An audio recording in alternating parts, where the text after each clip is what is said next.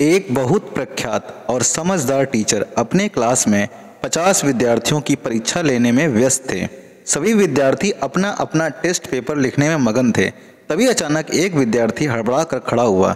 वह बड़ा ही परेशान लग रहा था। उसकी ऐसी हालत देख टीचर ने उससे पूछा कि क्या हुआ, क्या तुम्हें कोई परेशानी है?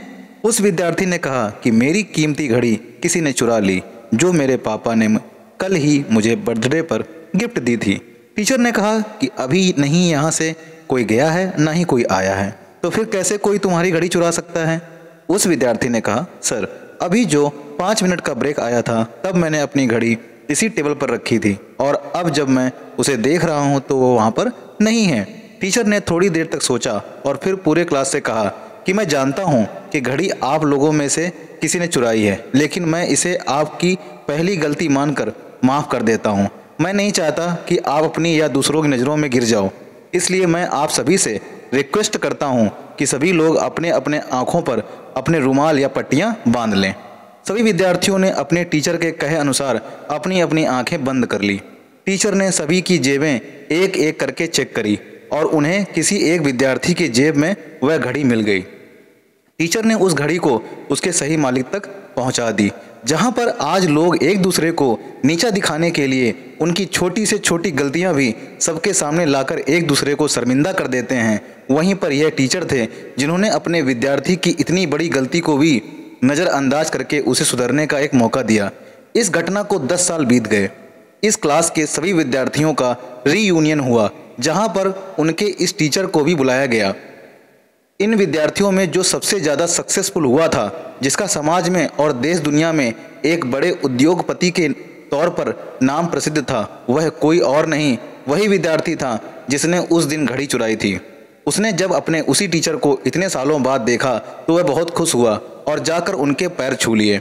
वह बोला, सर मैं आज जो कुछ भी हूँ वो सिर्फ आपकी वजह से ही हूँ, और अगर आज मैं जिंदा भी हूँ तो भी आपकी वजह से ही हूँ। टीचर के कुछ समझ में नहीं आया। तब वह विद्यार्थी जो कि एक बड़ा वीआईपी बन चुका था, उसने बोला, सर उस दिन अगर आपने मेरा नाम पूरे क्लास में बता दिया होता कि घड़ी मैंने चुराई है तो मैं शायद आत्महत्या कर लेता, क्योंकि जब आपने अनाउंस किया था कि आप सबकी तलाशी लेने वाले हैं, मैंने ये निश्चय कर लिया था कि बदनामी की ज़िंदगी में नहीं जीऊँगा। हाँ, उस दिन मुझसे बड़ी गलती हो गई थी, लेकिन आपने मुझे उस गलती को सुधारने का मौका देकर मेरी ज़िंदगी बचा ली। उस दिन के बाद मैंने इतनी मेहनत की और आज मैं यहाँ तक पहुँच गया। उसकी पूरी बात सुनने के बाद टीचर ने उससे कहा, ओह अच्छा, तो वो तुम थे? विद्यार्थी ने उनसे कहा, सर आप इतनी बड़ी बात कैसे भूल सकते हैं? तब टीचर ने कहा, नहीं बेटा, मैं कुछ भी नहीं भूला हूँ, लेकिन तुम सब लोग यह नहीं जानते कि उस दिन सिर्फ सभी विद्यार्थियों की आंखों पर पट्टी नहीं बंधी थी, तुम्हारे इस टीचर के आंखों पर भी पट्टी बंधी थी, क्योंकि मैं अपने विद्यार्थी को अपनी, दूसरों की या मेरी खुद की नज़रों से गिरने नहीं देना चाहता था। अपने टीचर की सच्ची महानता के बारे में पता चलने पर उस विद्यार्थी की आंखें भर आईं और वह कुछ भी नहीं बोल पाया। उसने टीचर को गले लगा लिया।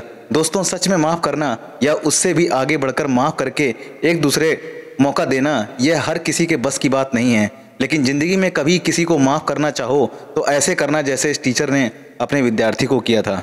दोस्तों, बहुत से लोगों से गलतियाँ हो जाती हैं, तो उस गलती को सुधारने का उनको मौका देना चाहिए, ना कि उस गलती को आरोपित करना चाहिए। ठीक है दोस्तों, अगर आपको ये कहानी पसंद आई हो, समझ में आई हो, तो प्लीज़ कमेंट में ज़रूर बताना कैसी लगी और चैनल को सब्सक्राइब कर लेना। मिलते हैं अगली कहानी में राज के साथ, तब तक के लिए नमस्कार।